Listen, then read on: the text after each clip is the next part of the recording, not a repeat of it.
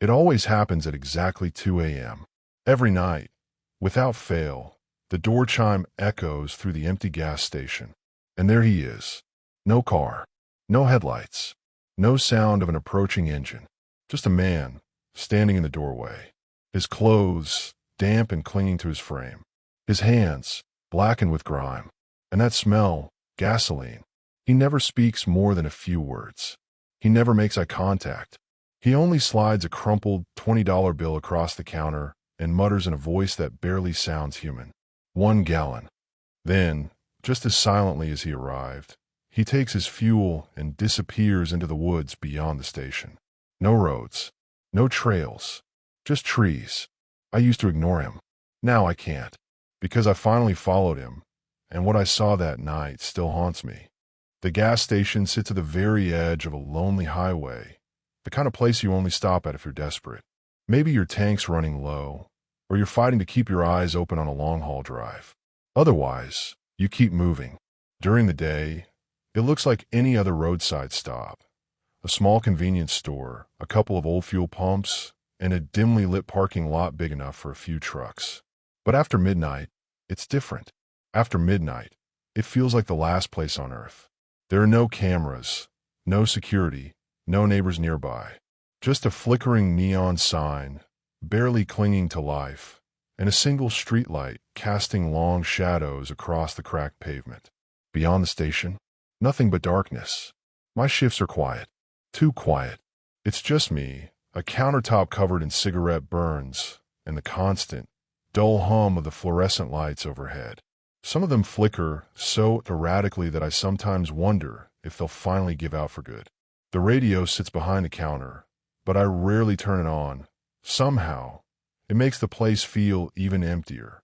By 1 a.m., the world outside disappears. The highway falls silent. The parking lot becomes a void. No headlights, no distant engines. Just darkness pressing against the glass, swallowing the station whole. Every now and then, a trucker will pull in for coffee, stretching his legs before another 100 miles. Sometimes a local stops by, a farmer, a factory worker coming off a late shift, someone just passing through. They never stay long. No one does. But there's always one sound I can count on. The buzzing. The drink coolers along the back wall hum constantly, filling the silence with their low, electric whine. I never notice it during the day, but at night, it's deafening. The sound crawls under my skin, a reminder that this place is still alive, even when it feels like it's already been abandoned. And then, there's the bathroom. The station's single restroom sits in the back corner, next to the utility closet. The door creaks when you open it, and the inside is worse than you'd expect. Peeling paint, a sink with rust stains, a mirror that looks like it hasn't been cleaned in years. I don't go in there unless I have to. Not because it's disgusting, not because of the smell, but because of what it feels like when the door closes behind you. In there, the buzzing of the coolers vanishes. The lights are weaker, casting strange shadows against the cracked tiles. The silence is absolute. If someone were walking to the station while I was inside, I wouldn't hear them. I always keep the door cracked open. Just a little. Just enough. The highway and the woods. The gas station sits along Highway 49, a stretch of road that used to be busier before they built the new interstate a few miles east. Now, barely anyone takes this route unless they have no other choice. The road itself disappears into blackness in both directions. During the day, you can see old mile markers, rusted road signs, and the occasional abandoned car, left to rot on the side of the road. At night, those things don't exist. At night, there's only the pavement, stretching endlessly into the void. But the highway isn't what bothers me. It's the woods. The gas station sits at the edge of a thick tree line, dense and unnatural. The trees stretch for miles, dark and uninviting, swallowing up the last bit of moonlight. I've never been in there. Never wanted to. Because the thing about these woods, they don't make a sound. No wind rustling the leaves. No birds. No crickets. Nothing. Just an endless sea of twisted branches and thick undergrowth. And when you stare into them for too long, you start to feel like something is staring back. Most nights, I ignore it. I keep my head down, scroll through my phone, and wait for the sun to rise. But not that night. Not the first time I saw him. The chime that changed everything. It started like any other night. 1:57 a.m. I remember the time exactly because I had just checked my phone, counting down the hours until my shift was over. I was leaned back in my chair, scrolling aimlessly, my mind barely registering the buzzing of the lights overhead. The station was empty, like it always was at this hour. Then, at exactly 2 a.m., the door chime rang. I didn't look up right away. I thought it was just a trucker, maybe some traveler stopping for gas. No big deal. But then, something felt off. The air in the station suddenly felt heavier. The buzzing of the coolers seemed louder, the flickering lights casting long, uneven shadows across the floor. And that's when I noticed it. No headlights. The parking lot outside was still pitch black. No cars. No engine sounds. No tires crunching against the gravel. Just a man, standing in the doorway. I can still see him. Tall, thin, hunched slightly, like he'd been walking for miles. His clothes were ordinary enough. Dark jeans, a gray hoodie pulled up over his head. But they were soaked. Dark stains covered the fabric, clinging to him in damp patches. And the smell. It hit me before he even stepped forward. Gasoline. Thick. Overpowering.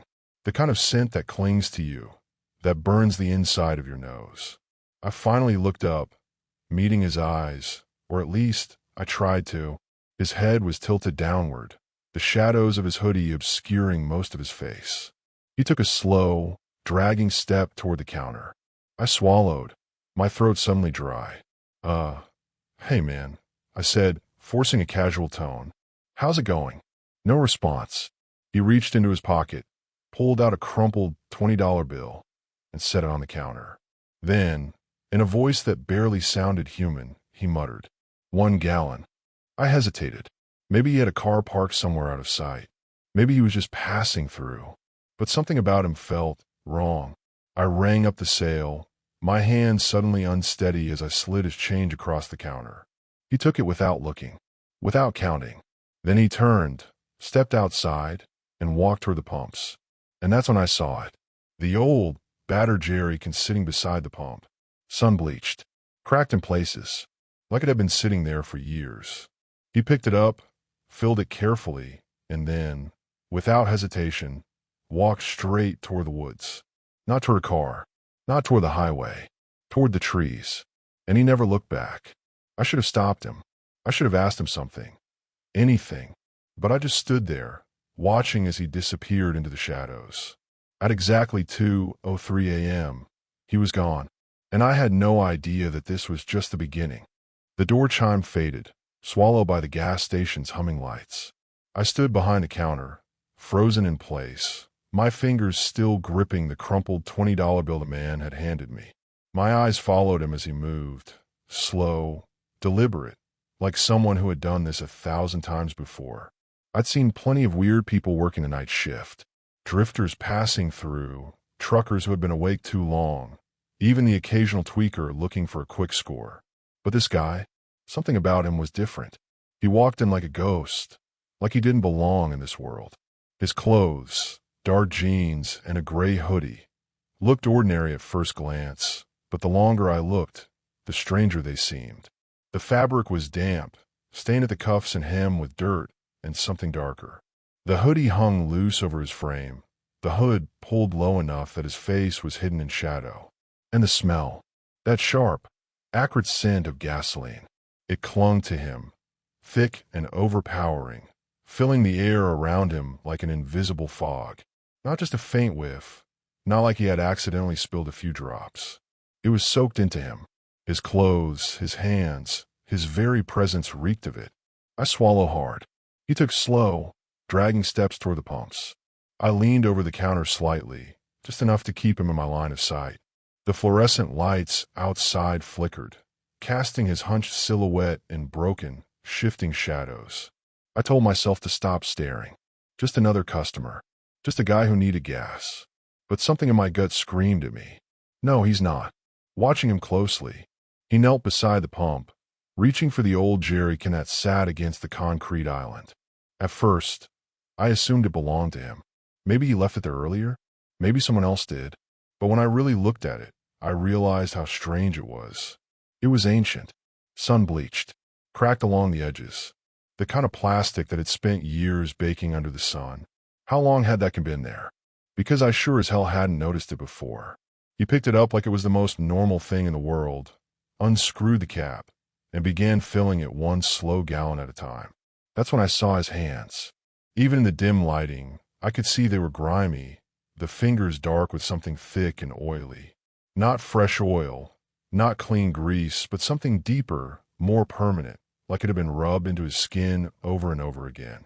I tried to shake off the feeling creeping on my spine. There were 100 logical reasons why someone would smell like gasoline. Maybe he worked with cars. Maybe he was a mechanic. Maybe he had been stranded somewhere and needed fuel to get back on the road. But if that was true, where was his car? I glanced toward the lot. Nothing. Not a single vehicle. The road beyond the station stretched into darkness in both directions. Empty. No headlights. No taillights. No sign of how he got here. Just a man, alone, with 1 gallon of fuel and a silence that screamed. Trying to break the silence. I forced myself to clear my throat, my voice coming out hollow. Hey man, everything okay? He didn't respond. He just stood there, holding the jerry can, letting the final few drops of gasoline drip into the container. I tried again. Got a car around here somewhere. Still nothing. No nod. No shake of the head. Just silence. I watched as he carefully screwed the cap back onto the can, his movements precise, too precise. Like a ritual. Like he had done this 100 times before. The longer I stood there, the more my skin crawled. I shouldn't have cared. I should have just shrugged it off, let him go, gone back to staring at my phone until my shift ended. But the feeling in my gut wouldn't go away. I took a slow breath, steadying myself. Maybe he was just weird. Maybe he didn't like talking to strangers. Not everyone did. But I was already pushing past my own thoughts, my own excuses. Something about this wasn't normal. I watched as he turned away from the pumps. Not toward the road. Not toward a waiting vehicle. He was walking toward the woods. The man who vanished into darkness. My breath caught. For a second, I thought maybe I was seeing things wrong. Maybe there was a side road back there. Maybe there was a dirt path I had never noticed before. But there wasn't. Just a black void of trees. The gas station's glow stretched only so far. The flickering streetlight illuminated the first few feet of the dirt. But beyond that, pure blackness. And he was walking straight into it. My fingers clenched the counter. What was he doing? Nobody went into those woods. There weren't any houses back there. No cabins. No trails. Just miles and miles of dense, lifeless trees. The crunch of his footsteps on the gravel slowed. He reached the edge of the lot, where the pavement faded into grass. And for a moment, I thought he might stop, that he might turn around, that he might say something. But he didn't. He stepped past the last pump, past the edge of the lot. Then he disappeared. 1 second, he was there. The next, the shadows had swallowed him whole. I stayed frozen in place, staring at the spot where he had vanished, my pulse hammering in my ears. I had no idea what I had just witnessed. But deep in my gut, I knew one thing for sure. This wasn't going to be the last time I saw him. The next night, I barely slept the next morning. I told myself it was just a weird encounter, that plenty of strange people passed through late at night, that he must have had some reason, some explanation for what he was doing. But when my shift started again the next night, I couldn't stop thinking about him. Every time I heard the wind shift outside, I found myself glancing toward the door. Every time I heard a creak or the distant hum of a car engine on the highway, my stomach twisted. Then, at exactly 2 a.m., the chime rang. I looked up, and there he was. Same hunched posture, same gasoline-stained hoodie, same crumpled $20 bill. He slid across the counter. 1 gallon, he muttered. A chill ran through me. It wasn't a one-time thing. It wasn't a coincidence. It was a pattern. And patterns always mean something. That was the moment I realized. This wasn't just a strange man. This was a ghost. And I had no idea what I just got myself into. At first, I told myself I was overreacting. That first night had been weird, sure, but weird things happen on the night shift. I dealt with my fair share of strange customers. People stumbling and high out of their minds. Drifters who barely spoke. Even a guy who once tried to pay for gas with a pocket full of washers instead of coins. But none of them came back. None of them showed up at the exact same time, night after night. The second night, at exactly 2 a.m., the door chime rang again. I didn't even have to look up. I knew it was him. And yet, some part of me still hoped I was wrong. But when I lifted my eyes from the counter, there he was, same hunched posture, same gasoline-soaked clothes, same slow, deliberate steps. He walked up to the counter, reached into his pocket, and placed a crumpled $20 bill in front of me. 1 gallon, he muttered, just like before. His voice was dry, cracked, barely more than a whisper. I hesitated before ringing him up. I wanted to ask him something. Anything. Where was his car? Why was he always on foot? Where did he go after leaving the station? But I could feel the air shift around him. The same eerie stillness as the night before, as if the whole station was holding its breath. I slid his change across the counter. He took it without looking. I followed him with my eyes as he walked outside. He didn't even glance around. He just picked up that same old, cracked jerry can, filled it, and then, just like before, he walked into the woods. No hesitation. No concern about the overwhelming blackness beyond the lot. I stood there long after he vanished, staring at the place where he had disappeared, my stomach twisting into knots. This wasn't normal, and deep down I knew it. The third night. By the third night, I was on edge. I barely touched my phone. I didn't bother scrolling through social media, didn't watch random YouTube videos to kill time. Instead, I kept my eyes glued to the front windows, waiting. The gas station was dead silent. No cars, no distant headlights, no wind rustling through the trees. Nothing. Then, at 2 a.m. sharp, the door chime rang. I felt my pulse jump in my throat. I turned my head slowly, like I was afraid to see him standing there. But of course he was. Same hoodie, same smell of gasoline, same crumpled $20 bill. He slid it forward. 1 gallon. This time, I forced myself to speak. Dude, I said, forcing a casual tone to cover the unease in my voice. Where's your car? He didn't answer. He didn't even blink. His fingers twitched slightly where they rested on the counter. But other than that, he didn't react. I swallowed hard, ringing him up like I had the past 2 nights. But something was different this time. This time, I stepped closer to the window when he walked outside. I watched as he picked up the jerry can, filled it, then turned toward the woods. I stepped forward, pressing my hand against the glass. Was he ever going to stop? Was he ever going to turn around? But just like before, he disappeared into the trees without a single glance back. That was the moment it hit me. He wasn't lost. He wasn't stranded. He was going somewhere. And if I wanted answers, there was only one way to get them. I had to follow him. The fourth night, breaking the rules. I barely slept that morning. Every time I closed my eyes, I saw him. That hunched posture, those grime-streaked hands, the slow, deliberate way he poured gasoline into a fuel tank that didn't exist. By the time my shift rolled around again, I had already made up my mind. Tonight, I was going to follow him. I wasn't sure what I expected to find. Maybe an abandoned car deep in the woods. Maybe a hidden road, a back trail leading somewhere. Or maybe something worse. 2 a.m. The door chime rang, and I barely flinched. I was ready. I rang him up like usual, my heart pounding against my ribs. I kept my face neutral, but my pulse was racing as I watched him take his jerry can, step outside, and head toward the woods. I counted the seconds, waited until he had disappeared into the tree line. Then I grabbed the cheap flashlight from under the counter, stepped out into the cold night air, and followed. Into the woods. The second I left the gas station's glow, the world became a different place. Inside, I had the hum of the drink coolers, the flickering overhead lights, the familiar clutter of my workspace. Out here, nothing. The air was thick with the scent of gasoline, not just from him, but from the trees, from the earth itself. It was like the ground had been soaked in it.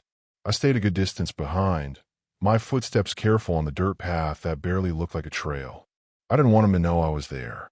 Up ahead, he moved the same way he always did, slow, deliberate, focused. But now I noticed something else. He was whispering. At first, I thought it was my imagination, but as I crept closer, I heard it, his voice muttering under his breath. It's never enough. It's never enough. My skin crawled. Enough for what? The deeper we went, the stronger the gasoline smell became. My stomach turned. The air felt heavy, almost suffocating. Then, up ahead, the trees began to thin. And that's when I saw it. The clearing. The woods opened into a small clearing, maybe 30 feet across. The dirt here was cracked, dry, scorched. And in the center of it sat a car. Or at least, what used to be a car. The body was completely burnt out, rusted through, warped by heat. The windows were blown out, the tires nothing more than melted rubber fused to the dirt. It had been here for years. But that wasn't what made my breath catch in my throat. Inside, strapped to the driver's seat by a melted seatbelt, was a skeleton. Its fingers were still curled around the steering wheel. My chest tightened, my breath coming short and fast. I barely noticed the gas cans scattered around the wreck, some old and rusted, others newer, still full.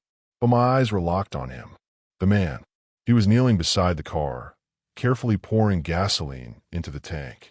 Even though the metal was warped, even though the entire front end was burned through, he was still trying. He was muttering under his breath, hands shaking as he emptied the can. It's never enough. It's never enough to leave. Then, suddenly he froze. The air went still. And then, he turned his head and looked right at me. For the first time since he first walked into the gas station, the man looked directly at me. His face was hollow, sunken in a way that made my stomach twist. His skin had a sickly, pale undertone, stretched thin over sharp cheekbones. But it was his eyes that made my breath catch. They weren't just bloodshot, they were wrong. The whites were tinged yellow, the pupils slightly dilated, like he had been stuck between sleep and waking for years. His lips parted, and his voice came out in a raspy, broken whisper. Do you know why it won't start? I opened my mouth, but nothing came out. The air around us felt heavy, thick with the cloying scent of old gasoline, and something else, something rotten, like burnt plastic fused to charred flesh. The man's hands twitched at his sides, his fingers coated in a deep, grimy residue. Oil, soot, blood. I forced myself to take a breath. I don't know what you mean, I said, barely recognizing my own voice. It sounded too small, too distant. The man exhaled shakily, his head tilting slightly, as if considering me. His fingers twitched again. His voice dropped even lower, almost as if he was speaking to himself. I keep putting the fuel in, but it never starts. It never starts. I swallowed hard. His breath quickened. His whole body seemed to tremble, like he was fighting something just beneath the surface. You know what I have to do, don't you? His voice cracked as he spoke, his lips barely moving. I didn't answer. I couldn't. My legs felt like they were made of concrete, locked in place, refusing to move even as my instinct screamed at me to run. The man reached into the front pocket of his hoodie. For a brief, horrifying moment, I thought he was pulling out a weapon, but instead, his fingers emerged holding something familiar. A crumpled $20 bill. The same one he had handed me every night. The same one he had slid across the counter over and over again. His hand trembled as he held it out. 1 gallon. His voice was different this time. Not just a request. Not just a routine. A demand. A desperate, pleading, angry demand. I felt my heartbeat slam against my ribs. I took a step back. His fingers clenched tighter around the bill. 1 gallon. He rasped, his tone growing sharper. Then he twitched. His body jerked violently like a puppet on broken strings. His movements erratic, unnatural. His breath came in uneven gasps. His arms shook. Then suddenly, he lunged. The chase. I stumbled back, barely dodging his grasp. The man shrieked, his voice raw and jagged, like metal scraping against metal. I just need 1 more gallon.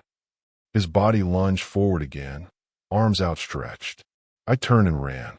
The woods around me blurred, branches clawing at my face, my arms, my jacket. The smell of gasoline was overwhelming. It was in my lungs, my skin, everywhere. Behind me, I could hear his footsteps, too fast, too erratic.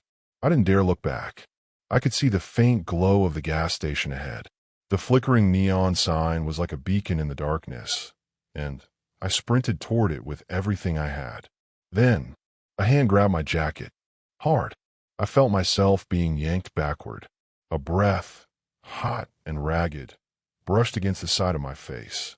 His voice, right behind me. 1 gallon, he whispered, almost pleading. I twisted violently, ripping myself free. My foot caught on a root, and I nearly fell forward, barely managing to keep my balance. The gas station was only a few steps away now. I pushed forward, my legs screaming in protest. The moment I reached the pavement, I threw myself toward the station's entrance. I slammed the door behind me, locking it with trembling hands. The gas station was silent. My chest heaved as I pressed my back against the door, my breath coming in short, ragged bursts. Through the glass, I saw nothing. The parking lot was empty. There was no sign of him, no movement, no footsteps, like he had never been there at all. The aftermath. I didn't go back to work the next night, or the night after that. I didn't even call to quit. I just left. I packed up my apartment, threw my things into my car, and drove away. I didn't care where I was going. I just knew I had to get as far away from that place as possible. And for a while, I thought I was free. That maybe I had imagined the whole thing. That maybe my mind had twisted reality into something worse than it actually was. Then, 1 week later, as I was driving through town on my way out for good, I saw it. One last look. I hadn't meant to pass the gas station. It was muscle memory, my old route pulling me toward it before I even realized where I was. I almost kept driving. Almost. But something made me stop. Something in my gut. Something that told me I needed to see for myself. I pulled into the lot. The place looked exactly the same. The same flickering open sign. The same cracked pavement. The same cold, dead glow of the fluorescent lights. Through the glass, I could see a new guy working the counter. Some kid, scrolling through his phone, looking just as bored as I had always been, and standing in front of him, handing over a crumpled $20 bill. Was him. My breath caught in my throat. The same hoodie. The same hunched posture. The same smell of gasoline. The kid behind the counter barely looked at him as he rang up the sale. The man muttered something, and I already knew what he had said. 1 gallon. I watched, frozen, as the man took his jerry can and stepped outside. His boots crunched against the gravel. He turned, and he walked straight toward the woods, just like every other night, just like he always had, like he always would. And this time, I finally understood. He was never going to stop. He was never going to leave, because he never had. I watched him walk into the woods. Same slow, deliberate steps, same hunched posture, as if the weight of something unseen pressed down on him. He didn't hesitate, didn't stop, didn't look around. He never looked back. Even as he disappeared into the darkness, I couldn't move. My hands gripped the steering wheel so tight my knuckles ached, but I didn't loosen my grip. I just sat there, watching, waiting, hoping, praying that this time something would be different. But it never was. The gas station stayed the same. The kid at the counter scrolled through his phone, oblivious.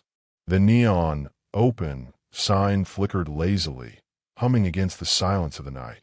And the man, the thing that had haunted my nights, was gone again. Until tomorrow. Until 2 a.m. And that's when it hit me. This would never stop. Because this had never started. Not in the way I thought it had. Digging for the truth.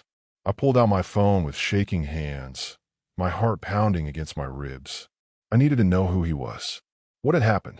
I opened a search engine and typed, "Burnt car found near Highway 49 gas station." At first, nothing. A few old news stories, local incidents, nothing that seemed relevant. I added accident to the search, then explosion. Still nothing. I gritted my teeth, frustration building. Then, almost as an afterthought, I changed the search again. Man missing after car, fire Highway 49. And there it was. October 19th, 1997. Authorities are still searching for leads in the disappearance of 28-year-old James Halloway, who was last seen near the old service station on Highway 49 before his vehicle was discovered in the nearby woods, completely burned out. Investigators believe a fire broke out after a gasoline spill, but no remains were found inside the wreckage. No remains. No body. My mouth went dry as I kept reading.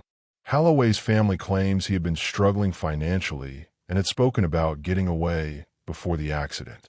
His father, Richard Holloway, stated, "James always said if he could just fill the tank one last time, he'd leave this town behind.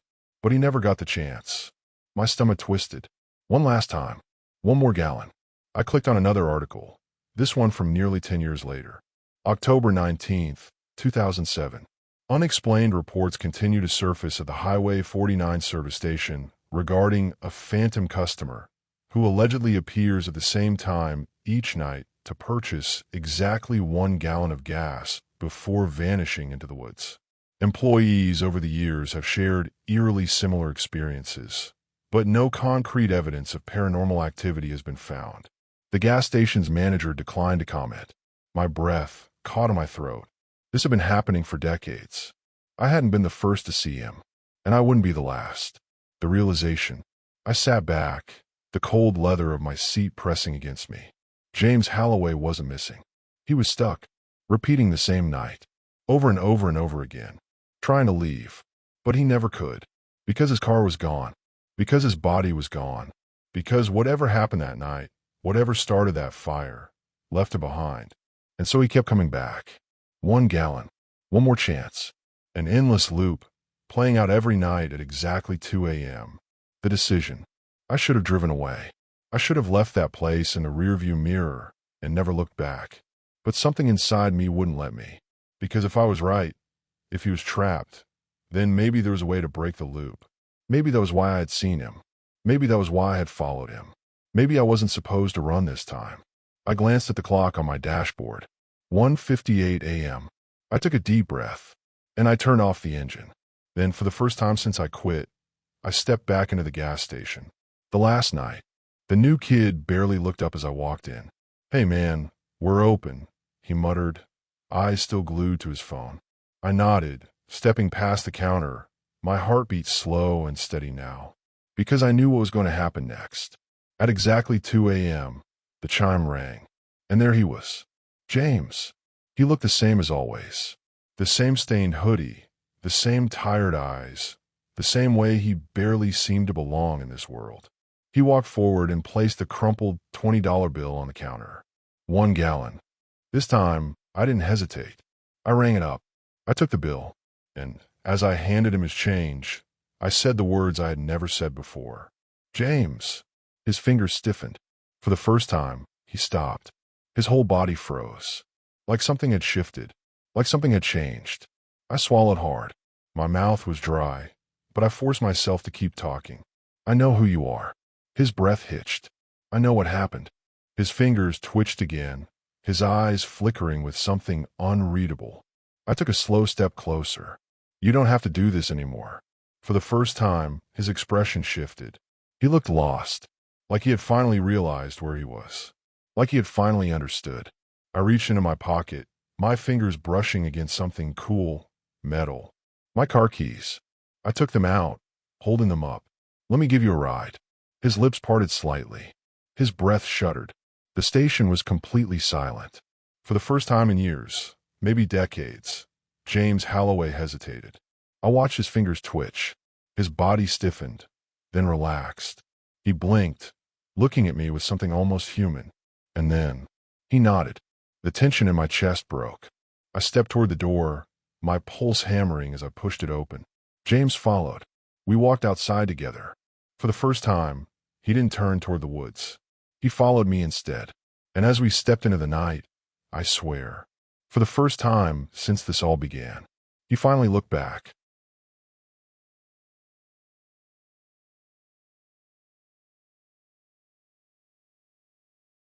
James followed me. For the first time in what could have been decades, he didn't turn toward the woods. For the first time, he didn't vanish into the shadows like he had no choice. He followed me. Every step he took seemed heavy, like he was wading through something unseen, like something didn't want to let him go. I kept my breathing steady, my heart pounding in my ears as I approached my car. I unlocked it and pulled the door open, motioning for him to get inside. James hesitated. I could see his hands twitching at his sides, his fingers curling and uncurling like they weren't entirely under his control. He stared at the open door like it was a threshold he wasn't sure he could cross. I stepped around the car and opened the passenger side door for him. "James," I said, soft but firm. His head turned slightly. His hollow, sunken eyes flickered in the dim light of the gas station's dying neon glow. "It's okay," I whispered. For a second, I thought he was going to step back. For a second, I thought whatever was keeping him here was stronger than his will to leave.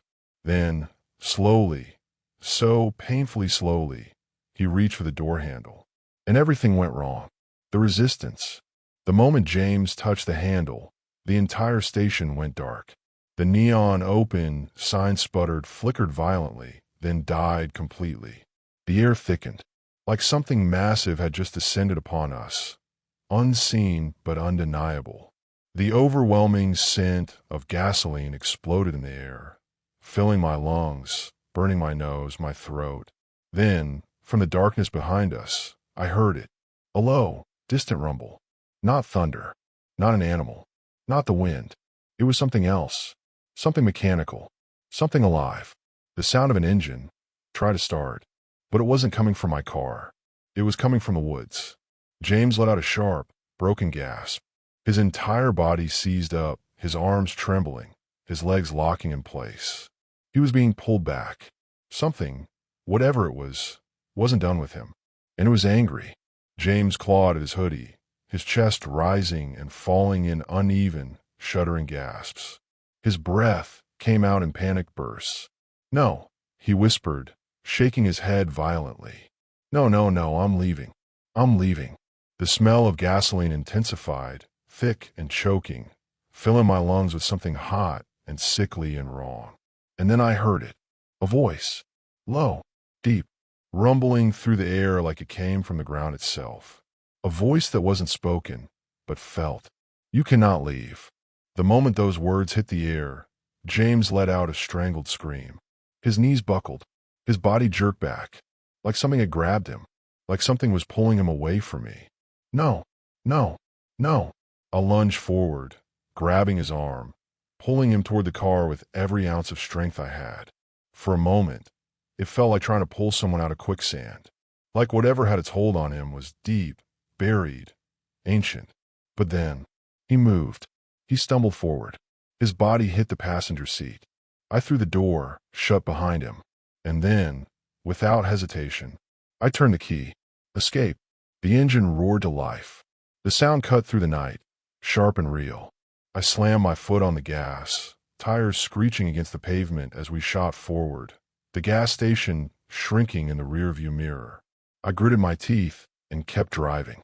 James was shaking beside me, his hands curled into fists, his breath ragged and uneven. I didn't slow down. I didn't look back. I didn't stop until the gas station was miles behind us. Only then did I let out a breath I hadn't realized I was holding. I glanced at James. He was staring out the window, his fingers gripping his jeans, his shoulders hunched like he was waiting for something to pull him back. But nothing did. For the first time in decades, nothing did. The road ahead. We drove in silence for a long time. James didn't move, didn't speak.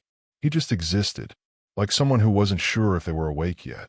Finally, after nearly an hour, he turned to me. His voice was quiet, faint. "Is it gone?"